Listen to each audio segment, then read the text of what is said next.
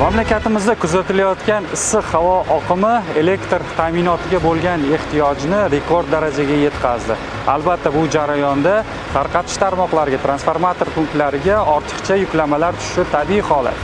Shunday hollarda hududiy elektr tarmoqlari aksiyadorligi jamiyatining hududiy korxonalari tomonidan barcha zarur shart-sharoitlar ko'rilmoqda. Ayni paytda Toshkent shahri Mirzo Ulug'bek tumanidamiz. Bu yerda bugun ertalab Navnimxol mahallasida transformator punktida nosozlik kelgan va natijada yong'in yuzaga kelgan. Ayni paytda Toshkent shahar elektr ta'minoti korxonasining xodimlari tomonidan mana shu transformator punktida ta'mirlash va tiklash ishlari olib borilyapti. Havo harorati 43-44 darajaga yetgan bo'lsa-da, xodimlar ayni paytda ish ustida, ularga zarur texnika va jihozlar ajratilgan. Tez orada elektr ta'minoti qayta tiklanadi.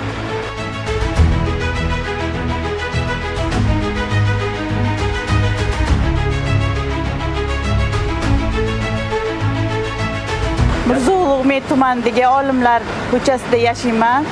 Shu bugun soat 10 da elektr tarmoq shitimizda nosozlik bo'lib yonib ketdi.